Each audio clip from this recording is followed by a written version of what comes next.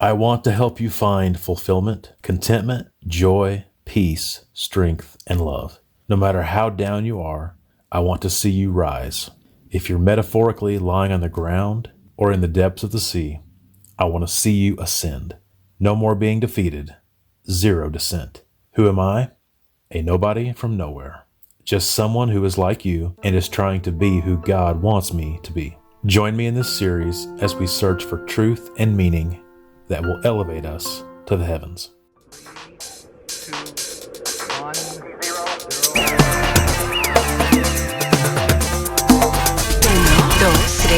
0. All right, guys, welcome back to the channel. So this is part 3 in this series. Just in case you haven't watched the first 2, I would say go back and watch those.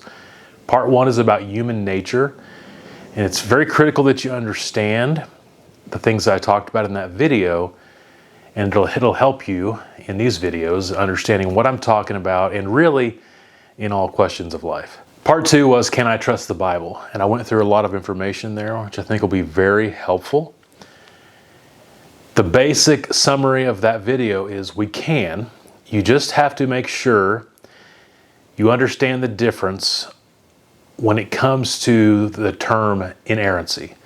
If you're talking about the Bible as an inerrant book or collection of books because of the themes and the main message and purpose never have changing over time, then it is 100% inerrant. But if you're talking about literal inerrancy, as in every time it was, copied or translated, not one syllable of one word was ever misspelled or anything like that, it's just not true. And the evidence is very clear. And so if you understand the type of inerrancy that I'm talking about, then you get the point. Nothing is more scrutinized and criticized. There is so much textual criticism that has gone into every facet of the Bible, from the dates of it, the authority and the historicity of it, where it came from, who translated it, how many copies we have, how do they compare with each other, and English translations of today, how they compare and all that kind of stuff. There's more scrutiny and more people in those fields, some secular, some religious, today, that you really can feel pretty safe. All the information's out there, and you can see it for yourself. So we definitely can trust the Bible. Now today, before we really get into, the real point behind this whole series that I want to get to, we have to just talk about some basic things. And we're going to start today on if believing in God is logical. Okay? There are some people that just think it's illogical and ridiculous to believe in a God. And so that's a non-starter for them. They just simply will not even entertain those thoughts or listen to them. And so we're just going to kind of go through kind of a thought exercise, but just simply answer that question. Is it logical to believe in God? And then in following videos, we're going to talk about revelation. If God is trying to reveal himself, where did it come from? Who can we trust? And then we're going to talk about authority. Like, who has authority? Is it a certain church? Is it a certain person? Is it a certain message? So this is kind of a 3-part series, kind of a mini series in the middle of this overall series of logic, revelation, and authority. We're going to talk about logic today. Now, we could talk about evolution, but that's really not the point of this video. Evolution, as far as like what we talk about here on Earth, whether we're talking about macro or micro evolution, is happening based on so many other things that have already happened. Like, once you stand upon a mountain of miracles that are unexplainable, and then you want to argue for evolution or against evolution, okay. But so many things are already in place. And so, yes, we could go back to the origin of like a one-celled organism on Earth, but let's go back to the origin of the universe, because that's really where the crux of the of the idea is and where this debate's going to really go to. But I will touch quickly on evolution just to say there are plenty of ways you can look at it. There are Christians who love God who believe in a theistic evolution. They believe God got it all started and then his process was to let it evolve. That's a theory. There's, I'd say, the biggest group of Christians who believe the earth is really old and microevolution is obviously a fact and does happen and is verifiable. But macroevolution is a stretch, and there are gigantic problems with evolution, especially at the beginnings of it, but also in huge fossil record gaps that just simply throw wrenches into the whole argument. And so microevolution, yes. Macroevolution, probably not. And I get the argument is we'll just give microevolution enough time. You've got macroevolution. Well, that's an assumption. And it's not really based on any kind of conclusive evidence. And then there's a young earth version that takes the Bible and the Genesis story very literally, that the earth is 6,000 years old. I'm not discounting that. I did believe that at one time. I'm a little more skeptical of that now, but I'm still open to it. And there is evidence out there that supports a young earth. I just feel like there's probably more evidence that supports the earth being older.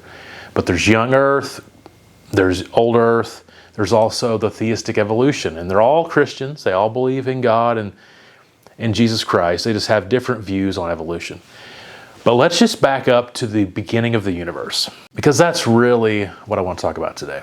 First of all, what happened at the beginning of the universe? Well, the obvious answer is nobody knows. Literally nobody. We have ideas based on what we believe, could be based on some kind of supporting evidence, not direct evidence. There is no direct evidence. Nobody knows. And I would go as far as to say it's unknowable.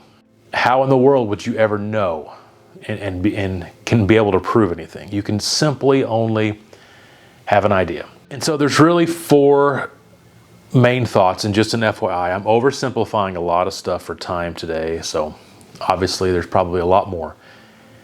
But there's really four main thoughts. The first one is an agnostic view. And you say, I don't know, and you don't go beyond that. Now, if you press an agnostic, they probably do lean a certain way, whether theist or atheist, but they choose not to pronounce those beliefs. They just simply stay with facts, stay with things that can be, replicated in a laboratory. And so their answer is to the origin of the universe, I don't know. The atheist also doesn't know, but chooses to believe something, and they believe that the universe created itself.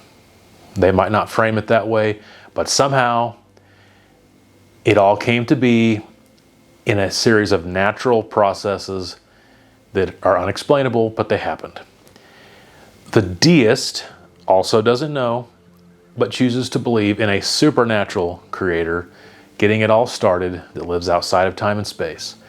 The deist believes that that entity, that intelligent designer, that supernatural creator, God, is no longer watching over us, no longer cares, no longer is, involved in what's happening.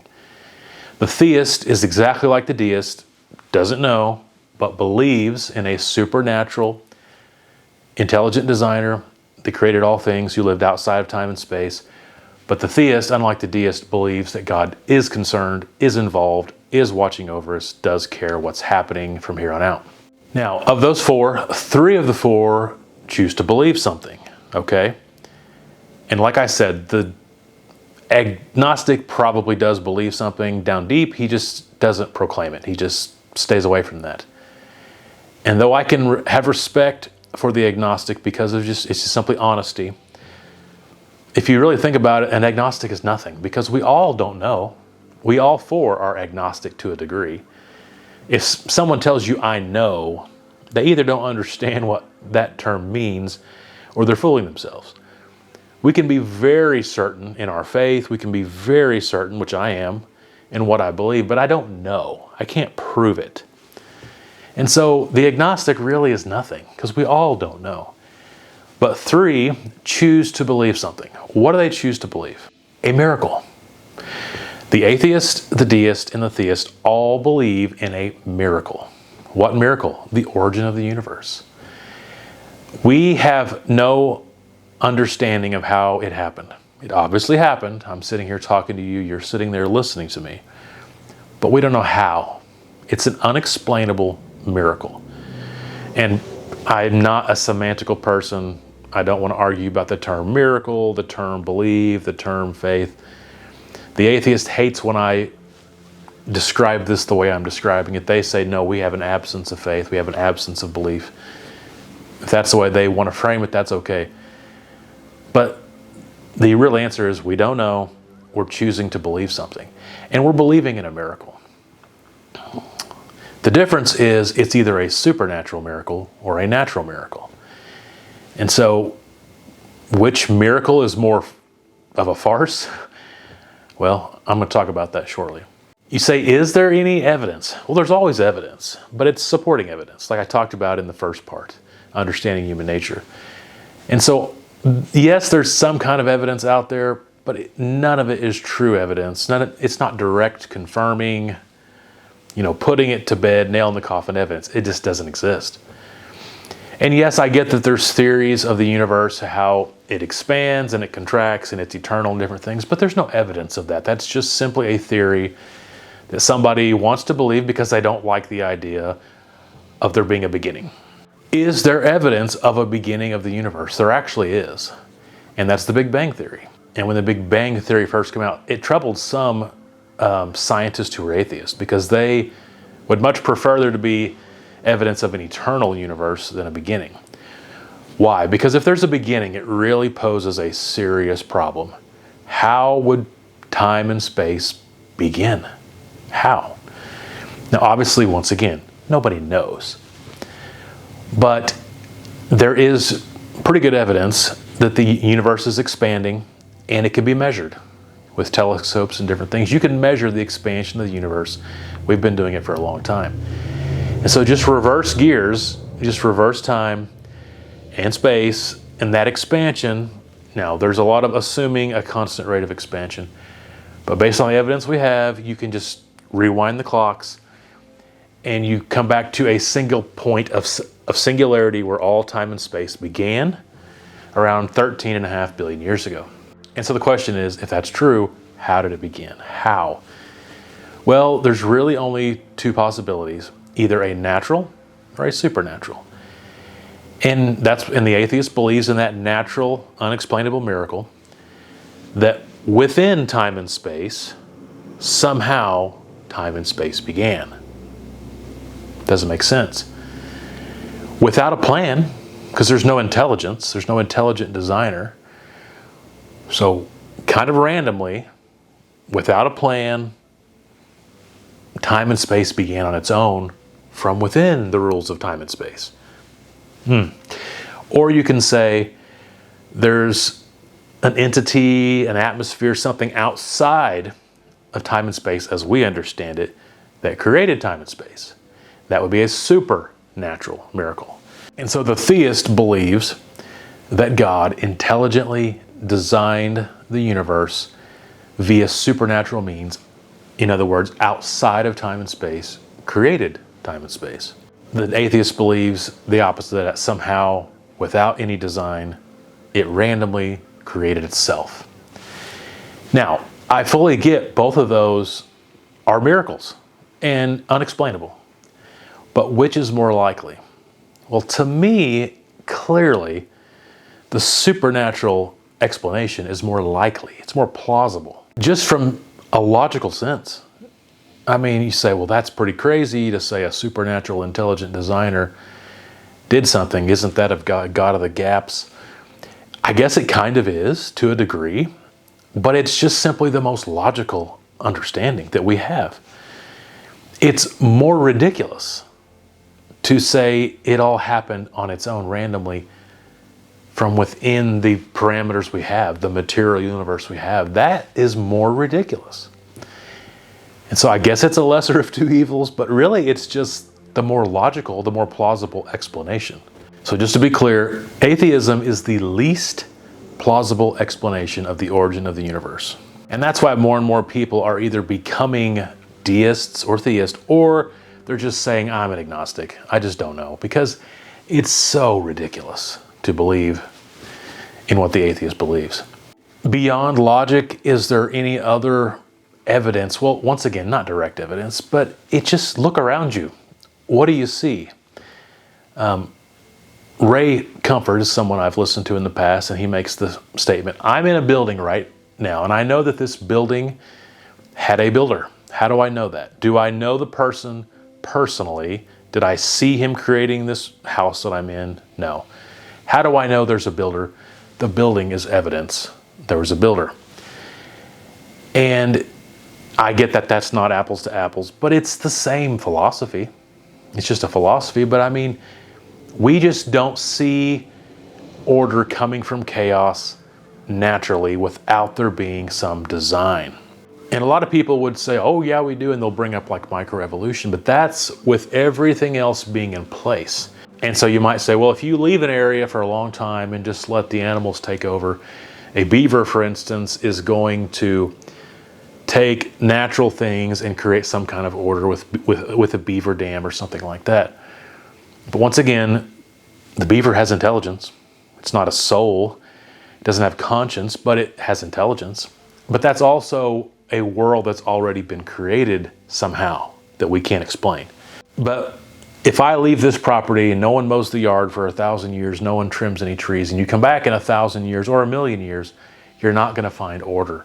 You're going to find chaos. You're going to find things overgrown and destroyed and decayed. That's just simply how things are. Think about this. You know, there's a lot of talk about Elon Musk, and in 20 years he's hoping that we can send people to Mars. Let's say somehow you're that first person that gets to go to Mars, and you're going to be the first person to step foot on that planet ever. And when you do, you step out and you're standing on Mars for the first time, and you're taking the first few steps, and the cameras are on you, and everyone's watching via live stream, if that's possible. Probably is in 20 years. And you look down and you see a watch laying there on Mars, and you pick it up, and it's a Rolex watch. There's two possibilities on how that watch got there. Number one, through a series of unexplainable miracles, it came about on its own without any mankind's intervention, without any intelligent design. Maybe comets crashed 20 million years ago on that planet and deposited the right elements. Maybe there was water on Mars at one time and an atmosphere similar to ours, and perhaps there was even some type of a sandstorm that we can't explain, and over time it got buried and unburied, and different kinds of radiation and sunlight over time, and given enough, endless random possibilities, all the right elements were in the right place at the right time and constructed that watch. And maybe it constructed multiple watches, but the other ones fell apart because they didn't have the chemical makeup to stay together. And then somehow it began keeping time, and then somehow the etching Rolex got on there, which is a brand from Earth. That's insane, of course. That's ridiculous. That's impossible. The odds of that are beyond comprehension. Or that watch was created by a watchmaker on Earth, and somehow it got to Mars. Well, obviously that's the answer. We might not know how. Maybe we shot a bunch of stuff into space and it got hooked into the orbit of Mars and did land there. Maybe before a space shuttle got to Mars with people, there was some like Mars rovers and things that somehow the watch was put on that rover and it dropped it. We don't really know how, but you look down and you see a Rolex watch on Mars and you're the first person on Mars. The logical thing is to assume it was created by a watchmaker on Earth and somehow got there, not to assume it created itself. And I get that's a kind of a far-fetched, not apples to apples comparison, but it's just trying to get you in the mindset to think that one is hard to explain, the other one is beyond ridiculous to explain, and it just doesn't make any sense. And so, just to kind of go back, let's put a pin in the agnostic. And I'm going to come back to that because I don't think it's an unreasonable viewpoint. It's very honest, But once again, I just repeat, we're all that way. We all don't know. We're all agnostic to a point. We just simply choose to believe something. And really, the agnostic believes it too. He just chooses not to proclaim it. So if you really push an agnostic to say, well, what do you think is the most likely thing? Or what do you believe is the most potentially plausible thing? They're going to say, well, probably it is atheism or it is deism. So even an agnostic deep inside has an inclination. He leans one way or the other, and he doesn't know just like the rest of us know. So I just don't find there a point in being an agnostic, other than I do appreciate the honesty. All right, now there is another part of this, and that touches back on the first video that I made, where we believe things we want to believe. And that applies to me, of course, that applies to the atheist as well. I think a lot of atheists don't want there to be a God because they don't want there to be anything supernatural or eternal or, life after death, any kind of judgment. If none of those things are true and we just live, die, and then cease to be, there's no sin, there's no judgment. And so they can pleasure themselves in life as much as possible. There's no consequences, there's no judgment to have to worry about. So that could potentially be why some people choose to believe that. Now, I also want to believe what I want to believe. I want there to be meaning to life. I want there to be a purpose to my existence. I want my being, my soul, to live on after death. I want to have some importance and have an afterlife. That's something about atheism I just do not find appealing to me. One, like I just explained, it's the least plausible explanation of this universe being created. But also it's the least desirable to me.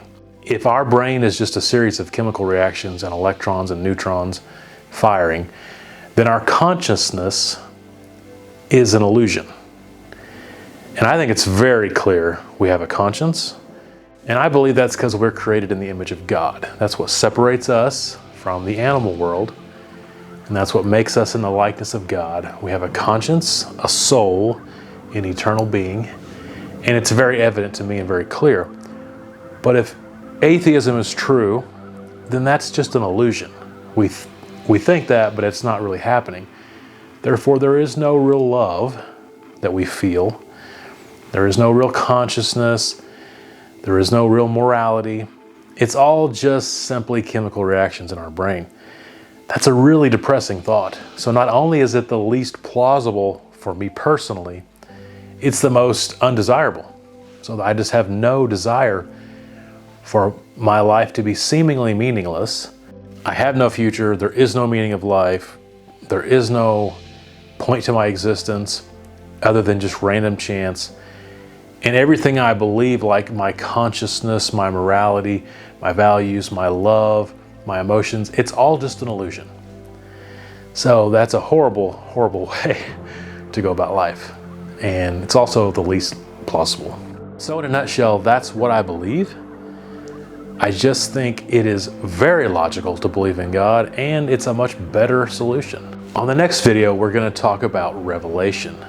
If we can conclude that it's logical to believe in God, then it really comes down to deism versus theism. And if God's trying to reach out to us, is there actually, some kind of revelation that we can point to? Like, how can we know who God has revealed himself to? How can we know the truth? How can we know the meaning of life? Is there a way to kind of figure that out?